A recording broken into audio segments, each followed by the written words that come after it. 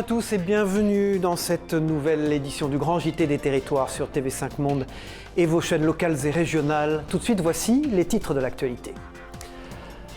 Le manque d'eau est criant en Martinique. La pluie se fait rare sur l'île aux grandes dames des agriculteurs. Vous verrez un reportage dès le début de cette édition de la chaîne locale sur place via ATV Martinique. En métropole, le début du déconfinement a-t-il tenu ses promesses et permis aux professionnels de retrouver le sourire après des mois de fermeture? Nous nous rendrons dans le Nord, dans les Hauts-de-France, avec la chaîne WEO, la chaîne de la Voix du Nord, pour faire un premier bilan en terrasse. Quand la culture s'invite à Monaco et dans la Formule 1, la rédaction de Monaco Info a pu assister à la rencontre entre l'artiste Mark Dickens et le monde de la course automobile le week-end dernier. Objectif, créer une nouvelle œuvre princière. En fin de journal, vous découvrirez grâce à Via 95 le marché de la ville de l'Isle-Adam qui est en lice pour devenir peut-être le plus beau marché de France. Je vous le disais dans les titres de ce journal, depuis plusieurs semaines, la sécheresse fait des ravages dans les exploitations agricoles martiniquaises. Jamais depuis le début des mesures en 1947, Météo France n'avait constaté un niveau de pluie aussi bas. Les conséquences de ces chaleurs sont de plus en plus lourdes. Les agriculteurs eux-mêmes tirent la sonnette d'alarme très fortement. Précision de Yvan Lemar pour la rédaction de Via ATV sur place en Martinique. À Rivière-Salée, Thierry Jean-Baptiste, éleveur de bovins depuis 2 ans, est frappé par la sécheresse. Pour limiter les impacts sur ses animaux, il doit transporter près de 600 kg d'herbe chaque jour. En temps normal, on est sur du pâturage. Là maintenant, on est sur du pâturage, mais qui n'apporte rien malheureusement. Et surtout, c'est une herbe que j'achète. Avec cette sécheresse, ses dépenses ont augmenté de 40%, sans compter la facture d'eau. Il faut savoir qu'une vache boit environ 70 litres d'eau par jour. À cette période-là, on peut avoir des consommations qui peuvent aller à 100 litres. Donc aujourd'hui, sur un bac comme ça de 600 litres, dites-vous bien qu'avec la quantité de bêtes, en 10 minutes, c'est vide. 3/4 de l'exploitation de 20 hectares sont détruites par la chaleur. Sans réelle solution à l'horizon, ce jeune éleveur est de plus en plus inquiet. Aujourd'hui, on se bat tous les jours pour essayer de maintenir nos animaux, parce qu'il faut savoir qu'aujourd'hui, si on ne peut pas leur apporter de l'herbe ni de l'eau, on ne peut rien faire de plus. À Casse-Pilote, Audrey Rétori, agricultrice bio, est aussi victime du manque d'eau. Vous voyez ça, les petites taches noires là qui sont là? C'est les insectes. C'est complètement invendable. Depuis l'arrivée de la sécheresse, elle ne peut arroser ses cultures qu'1 heure tous les 2 jours. Une catastrophe. En maraîchage, je serai à moins de 50% de chiffre d'affaires. Hein. Donc j'espère qu'au mois d'août, ça va faire autrement. Pour faire face au carême, une citerne de 300 mètres cubes d'eau serait nécessaire. Avec un coût estimé à 50 000 €, sans aide, c'est un achat impossible pour l'agricultrice. Ce que j'arrive pas à comprendre, c'est qu'aujourd'hui, pas plus tard qu'hier, j'ai entendu dire qu'il y avait une enveloppe de 900 000 € qui s'était débloquée pour la banane et la canne. Le maraîchage, on s'en fout un petit peu, quoi. Aujourd'hui, on parle d'autonomie alimentaire. On en est extrêmement loin. Selon Météo France, des pluies pourraient arriver ce week-end et dans les semaines à venir, mais elles resteront insuffisantes pour combler le déficit en eau. Le monde agricole générateur aussi de belles histoires. En Corse, Paul-Antoine Savelli, 23 ans, est en passe de reprendre l'exploitation agricole familiale. Une histoire banale a priori, mais le jeune homme est en réalité atteint de myopathie. Un handicap qui ne l'empêche pas d'être optimiste et ambitieux, vous allez le voir. C'est lui qui bientôt s'occupera du troupeau familial de 300 chèvres à Calanza, sur l'île de Beauté. Propos recueillis par la rédaction de Via Télé Paésé sur place. Ton papa aujourd'hui travaille donc dans l'exploitation et toi tu vas le reprendre. Oui, exactement, je vais reprendre l'exploitation. Qu'est-ce que c'est qui t'a motivé à faire ce métier? Et la passion de la nature, des chèvres, des animaux, de conduire le troupeau, de faire la fabrication. Je devais monter mon dossier pour l'installation et ça a pris du retard avec le Covid. Du coup, je vais le monter en juillet. Même en étant handicapé, on peut réussir dans la vie. C'est déjà l'heure du premier bilan pour les terrasses des bars et des restaurants. Cela fait plus d'1 semaine désormais qu'elles peuvent à nouveau accueillir leurs clients en terrasse, pour le grand bonheur de tout le monde. Alors ces clients sont-ils au rendez-vous malgré une météo jusqu'à présent peu clémente? Première réponse à Calais, dans les Hauts-de-France. Caroline Fichten pour WEO, la chaîne de la Voix du Nord. Et c'est reparti pour les serveurs en terrasse. Depuis mercredi à Calais, malgré le temps, les clients sont au rendez-vous. Preuve que vraiment, la réouverture des bars et restaurants était attendue. Beaucoup d'impatience chez les gens et bon, il y a beaucoup de mes collègues qui ne pouvaient pas ouvrir parce qu'ils n'avaient pas de terrasse assez conséquente.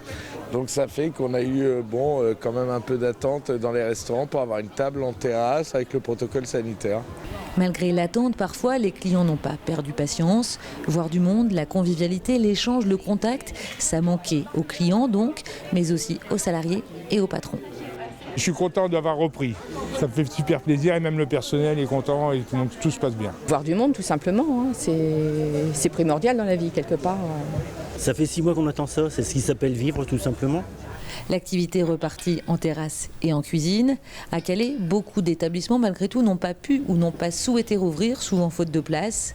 Les contraintes, notamment pour les vérandas, sont parfois difficiles à faire comprendre aux clients qui voient des tables libres mais que les restaurateurs n'ont pas le droit d'utiliser. C'est vrai qu'on passe pas mal de temps à expliquer ça aux gens, c'est dur à faire comprendre, mais bon, après voilà, ça rentre petit à petit, puis c'est l'histoire de 3 semaines. Après, dès le 9 juin, pour servir à l'intérieur, vite fermé, à moitié de capacité, donc voilà, ça reprendra un rythme à peu près normal. Sur la Côte d'Opale, on attend aussi avec impatience le retour des touristes. La saison va commencer, les cafés et restaurants comptent sur les Belges et les Anglais. Bon, les Belges, ça va être plus facile pour eux parce que voilà, on est sur la route. Par contre, les Anglais, il va falloir d'une façon ou d'une autre prendre le bateau, avoir peut-être un pass sanitaire. Bon, ça va être un peu plus compliqué. La prochaine échéance, c'est le 9 juin, une date attendue par les cafés, les restaurants et les clients. Les casinos retrouvent eux aussi la lumière, les machines à sous clignotent de nouveau et les amateurs de jeux ont repris leur fauteuil préféré depuis le 19 mai dernier.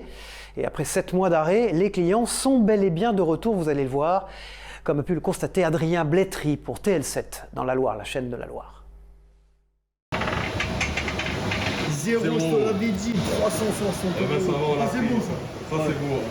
Les roues se remettent à peine à tourner et les jackpots tombent déjà. Hier, une joueuse a déjà remporté 16 000 euros aux machines à sous du casino de Moron-les-Bains. 1000 personnes étaient au rendez-vous pour la réouverture et tous ont respecté les mesures sanitaires. On a un protocole très strict, hein. Déjà port du masque obligatoire. On a une jauge d'entrée qu'on a limitée, on a eu droit à 800 personnes, on l'a limité à 450 personnes. Et puis ensuite, on a une personne dédiée pour nettoyer les machines. Dès qu'un joueur quitte sa place, tout est nettoyé immédiatement par un salarié. Ils sont 2 à tourner toute la journée dans ces 1600 mètres carrés de loisirs. Toute l'équipe semble déjà rodée pour rattraper une année sans rentrée d'argent. Nous, on perd des chiffres d'affaires. On a perdu en 7 mois 14 millions d'euros de chiffre d'affaires. Voilà. Et aujourd'hui, on avait une perte d'exploitation, on va dire, de 2 millions d'euros. Voilà. Qu'on va essayer de rattraper jusqu'au 31 octobre, la fin de l'exercice. Depuis hier, 300 personnes au maximum se sont rassemblées en même temps dans le casino. Tous avaient hâte de faire sauter la banque. Ah, ça fait super du bien, surtout les gens de mon âge, 87 piges. Et puis je retrouve mon casino. Je suis contente. Ah, c'est vraiment du plaisir, c'est de l'adrénaline que je dirais que ça amène, voilà. Le casino, c'est le casino, hein. C'est convivial, on rencontre des personnes, ils ont toujours le sourire, c'est ça. Hein. Il faudra attendre le 9 juin prochain pour jouer au poker ou au blackjack, idem pour manger sur place ou pour commander un verre à côté de votre machine à sous. Et comme les terrasses, les cinémas ou encore les théâtres, les zoos ont pu rouvrir leurs portes le 19 mai dernier. Si dans les parcs, le travail n'a jamais cessé avec l'entretien des lieux et des animaux, bien sûr, ces derniers étaient heureux de retrouver enfants et plus grands. Des retrouvailles marquées par le respect des gestes barrières, bien sûr. Exemple au zoo du bassin d'Arcachon à la Teste de Buc, l'un des plus grands zoos de la Nouvelle-Aquitaine. Regardez ce reportage de Dominique Parmentier pour la chaîne du groupe Sud-Ouest TV7. Pour l'instant, on ne se bouscule pas dans ce parc de 23 hectares. Ici, la jauge de 1000 personnes maximum peut donc largement être respectée. Sous la pluie et sous leur masque, les premiers visiteurs en profitent en toute liberté. Ça fait plaisir d'être petit. J'ai 2 enfants, ils sont tous les 2 très contents d'être là. Très contente parce que nous avons vu que c'était un très grand parc avec beaucoup d'animaux différents. Un des plus beaux parcs de France.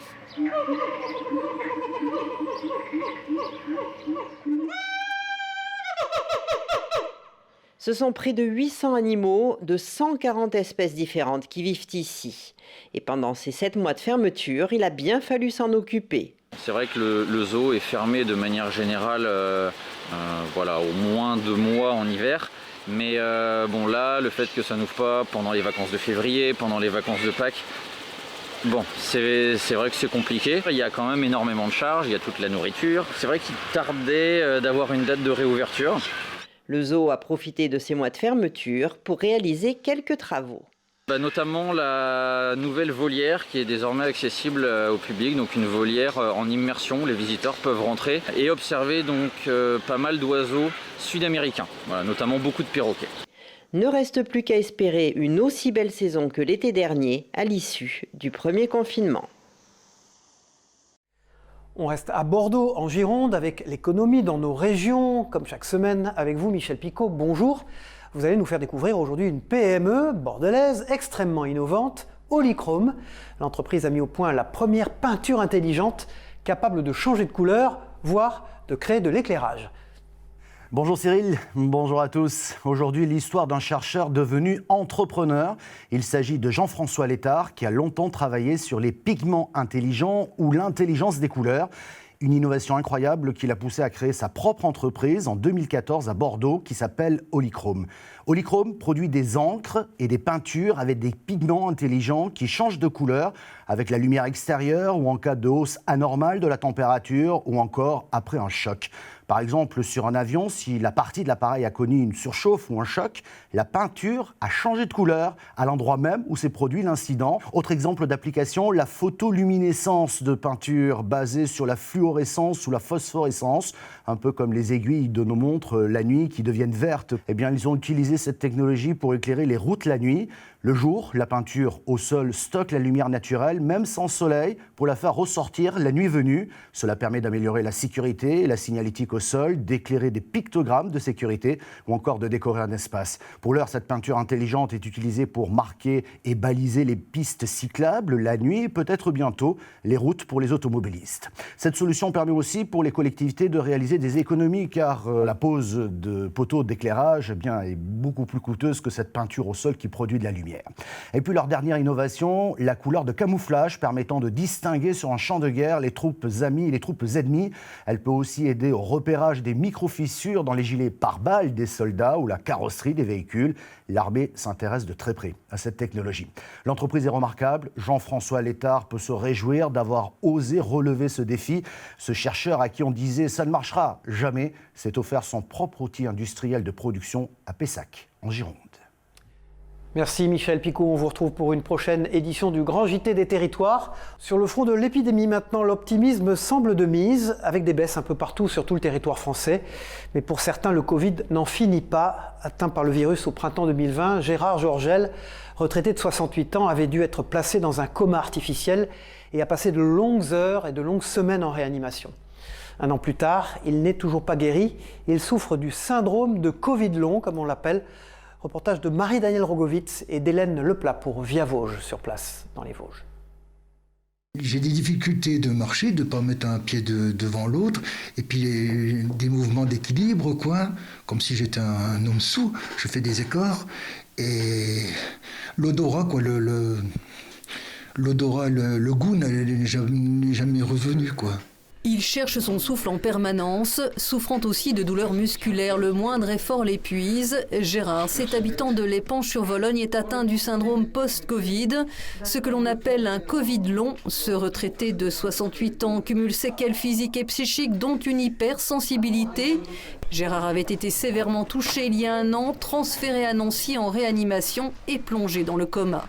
Je me suis réveillé et que je voyais que j'étais une loque, entre guillemets. J'ai dit, mais c'est pas possible. Je suis intubé, j'avais des trucs partout. Et puis ce bip des moniteurs tous les 10 secondes, bip, bip, bip pendant des journées. Et puis seul. Revenu dans les Vosges après plus d'1 mois d'hospitalisation en rééducation à Golbet, il va réapprendre à marcher, manger, respirer, puis de retour chez lui, entre accalmie et rechute. Sa fille doit l'aider au quotidien. Il était tellement actif avant, mais actif, que là je vois, il est vite épuisé, Et puis je vois bien que ça l'énerve. Une enquête de l'INSERM est parue cette semaine. Elle révèle que 60% des patients sortis de l'hôpital déclenchent un Covid long. 650 personnes dans l'Est de la France, comme Gérard, sont suivies par l'hôpital de Nancy pour des examens. Tous les mois, je vais faire un séjour à Brabois. Je vais voir une psychologue en même temps que je vais à Brabois. Ça me fait du bien parce que ça me vide un peu la tête. J'en ai besoin parce que c'est trop douloureux. Le retraité vosgien garde confiance, mais alors que l'épidémie régresse, les Covid longs encore méconnus pèsent comme une menace. Selon l'Organisation mondiale de la santé, 10 à 15% des personnes qui ont eu le coronavirus, forme légère ou grave, soit en France en tout plus de 4 millions, déclencheraient un Covid long avec parfois des complications mortelles. Davantage de femmes au volant des poids lourds, et oui, c'est l'objectif principal d'un dispositif qui s'appelle Agir au féminin. Ce projet, lancé sous l'impulsion d'une agence, consiste à favoriser la mixité des métiers de la filière du transport et de la logistique. Il doit permettre notamment de former plus de femmes au métier de la conduite et de favoriser l'évolution de leur carrière. Un reportage de Frédéric Lamy pour TLC, la télé locale du Choletais. Regardez. C'est une reconversion professionnelle qu'elle n'aurait peut-être pas imaginée il y a une quinzaine d'années, mais devant les opportunités qui se présentaient à elle, que ce soit en termes de formation ou de débouchés, Nadine Louis n'a pas longtemps hésité. J'ai eu un petit épuisement professionnel dans mon dernier emploi. Et puis donc je me suis remis en cause et j'ai regardé ce qui pouvait m'intéresser. J'avais déjà eu l'occasion de pouvoir rouler avec le papa de mes enfants, qui était chauffeur routier, et c'était quelque chose qui m'avait beaucoup plu. Mais les femmes n'avaient à l'époque pas une bonne image au sein des chauffeurs en lui-même. Il est vrai que le métier était ces dernières décennies exclusivement masculin. Le secteur compte aujourd'hui en France, selon l'Observatoire prospectif des métiers et des qualifications dans les transports et la logistique, seulement 5% de femmes conductrices sur les 210 000 conducteurs routiers que compte le monde du transport. C'est ainsi qu'est né, face à ce constat, le désir de féminisation de toute une filière sous l'impulsion du groupe RAS Intérim. L'idée nous est venue de monter Agir au féminin, donc des formations typiquement féminines. À terme, il faudra que les formations soient mixtes, mais on a voulu impulser, donner une dynamique à cette féminisation du métier. Une dynamique traduite à Cholet par une première session en décembre 2020, à laquelle ont participé 12 candidates, dont Nadine Louis. Intéressons-nous maintenant dans ce grand JT à une association bienveillante dont la mission est de sauver les équidés. Pagas et Segura, c'est son nom, est située à cheval entre la Sarthe et la Mayenne. Elle prend en charge les animaux dont les propriétaires ne veulent plus pour leur éviter l'abattoir. Regardez ce reportage d'Anthony Piton et de Clémence Gabory pour la rédaction de Via LMTV en Sarthe. Regardez. Allez, on y va. Hop. Allez, marche. Dans une autre vie, cette jument était trotteuse à Vincennes. Puis son écurie a décidé de s'en séparer. Si je n'avais pas récupéré Mona, c'était effectivement donc euthanasie et carissage. La mission que s'est confiée Muriel, sauver les équidés de la boucherie. Son association Pégase Ségura recueille les chevaux dont les propriétaires veulent se débarrasser. J'ai eu ces animaux parce que je les ai achetés, sinon c'était effectivement l'abattoir pour la plupart des animaux. Parce que les familles, à un moment donné, n'en peuvent plus. Ils ne savent pas où, ils savent pas s'en occuper, ou ils ne peuvent plus s'en occuper. Dans le cheptel de l'association, une dizaine d'équidés répartis près de la frontière entre Sarthe et Mayenne. Le but, c'est de les garder le plus longtemps possible en bonne santé et qu'ils partent le plus tranquillement si effectivement ils doivent partir. Le but du jeu, c'est ça. Vu la vie qu'ils ont eue, ils méritent une belle retraite. L'association Pégase Ségura recherche des terrains supplémentaires dans le Nord Sarthe. Une condition indispensable pour pouvoir accueillir d'autres animaux.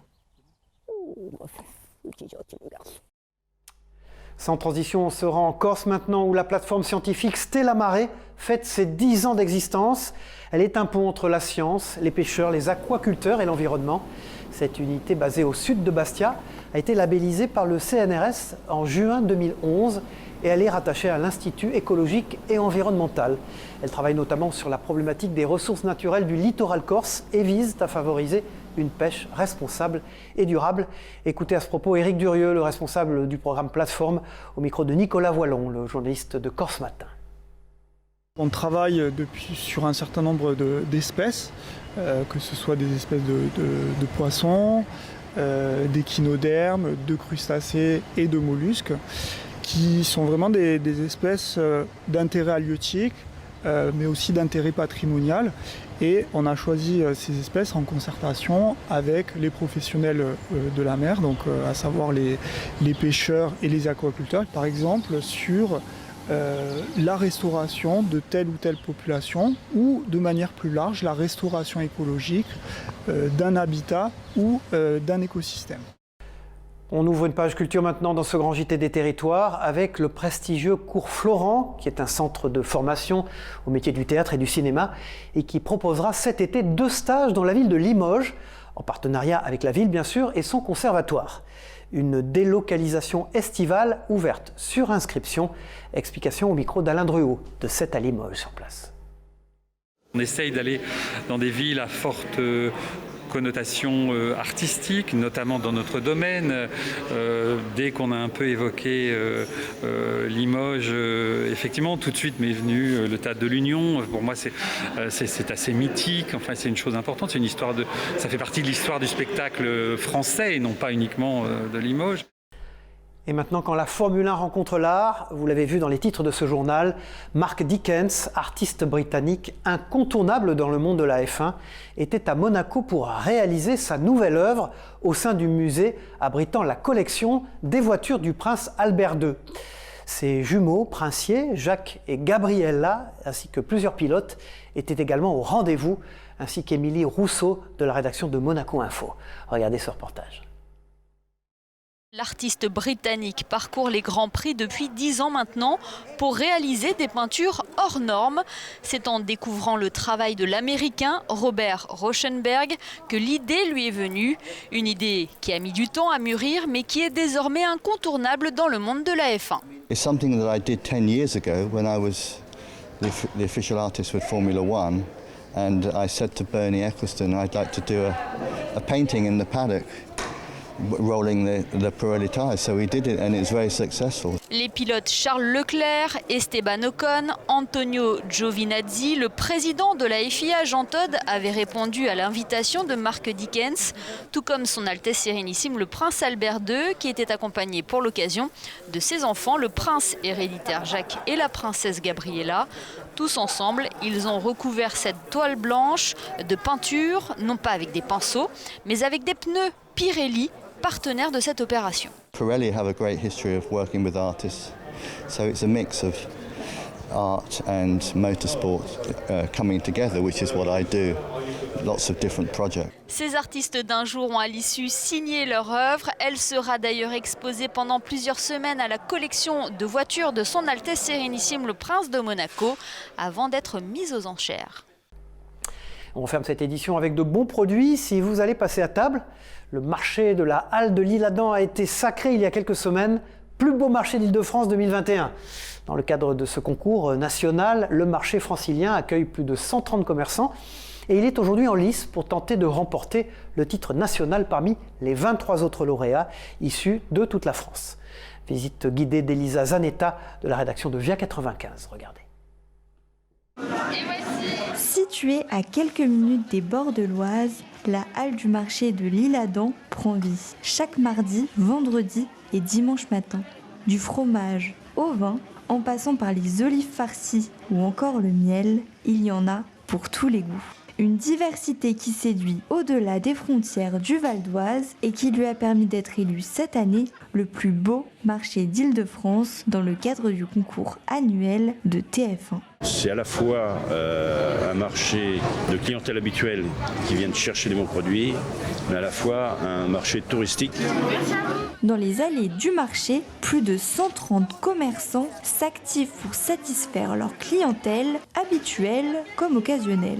Ce marché, je le connais depuis que je suis mariée, depuis que j'habite l'Isle-Adam. Ils ont de très bons produits et qui se gardent très bien. Les marchands sont très sympathiques quand on a besoin de conseils et ils répondent aux questions sincèrement, gentiment. Ils permettent de nous faire goûter aussi de temps en temps, donc c'est très agréable. Le marché se tient sur la place de Verdun depuis 1963. 20 ans plus tard, en 1982, il a le droit à son toit charpenté. Le père de Vanessa est tombé sous le charme de cette halle dès sa construction. Il a ensuite transmis la passion de ce lieu à sa fille, qui a repris le flambeau. Il a succombé à cette place parce qu'il trouvait que l'endroit était vraiment enchanteur, qu'il y avait vraiment de la place pour déposer ses produits, ses verdoyants. C'est vraiment une belle place pour pratiquer son activité, quoi. Le plus beau marché d'Île-de-France 2021 concourt désormais pour être le plus beau marché du pays face à 23 autres lauréats. Voilà, merci, c'est la fin de cette édition du Grand JT des Territoires. Merci d'avoir suivi sur vos chaînes locales et régionales et sur TV5 Monde. On se retrouve pour une prochaine édition. Au revoir à tous et bon courage.